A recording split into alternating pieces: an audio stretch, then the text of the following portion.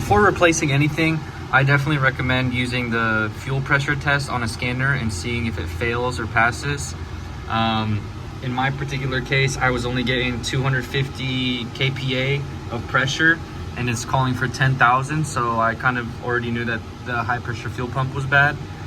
And given that information, you can proceed with this repair. Remove these 10 mils that hold this computer bracket out of the way so you can fish the upper intake plenum out. Just move it out of the way like this. Remove these fasteners inside and remove this boot, this connector, this hose, and this hose. Disconnect this hose, this connector down here, and there's a couple cooling hoses here and one in the back. And you can pull the intake off. These are the two cooling hoses you need to remove. Remove the surrounding 12 mils that hold the lower intake in place. Now cover up your intake ports and remove this 10 mil. Remove this beauty cover, and now you have access to the fuel pump.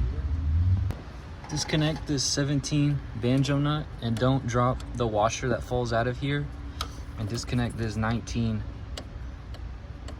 coupling right here.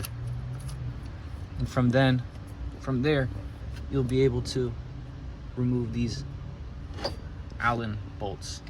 Remove this 10 mil right here,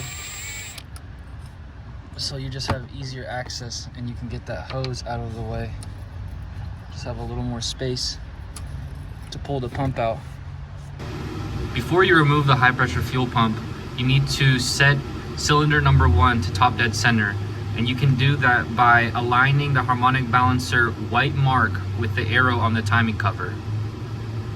There's an inspection port on the front bank, and there should be a number 1 when you look through this port. This in turn allows the fuel pump to be fully extended and the camshaft facing away so that you can easily remove the pump. And then you can get your Allen 6 and pull this out. If you get a new one from the dealer, it's going to come with this and a syringe. You want to put that liquid on the head of the hose before you thread it on, and it's going to come with this banjo nut already installed, so you're going to have to unclip this connector here. All you do is press those green things down and this little white tab up, and it will unclip, and then you pinch the green quick connect. It's right there. You pinch it and then slide it out and it will come out. This little hose that goes to both of the rails in the manual says it has to be disconnected. It's just a 19 and a 12 millimeter bolt right there. And like I said, you put this what the hell is this, polyethylene glycol on the heads of these hoses, and then tighten them down. I don't know how important it is, but they give it to you when you buy it from the dealer, so you might as well do it. So now, as the manual says, put some on the head and the threads.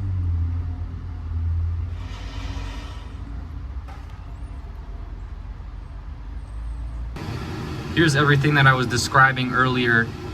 The clip being removed and the fuel joint pipe also needing to be replaced. Another thing that is possibly important is to inspect this roller in the camshaft after removing the high pressure pump. I did this off camera and my camshaft was actually fine, but there is a possibility after removing this roller that your camshaft is worn.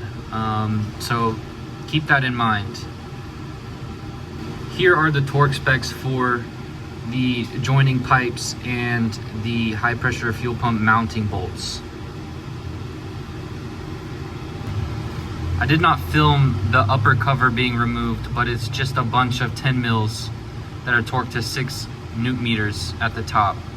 And here is the rest of the torque specs for the rest of the intake manifold. It's 22 newton meters for all of the rest of the mounting hardware. Once that's done, you can install everything in reverse order and you should be good to go. The car won't sputter and you'll be able to rev it past 3,000 RPM.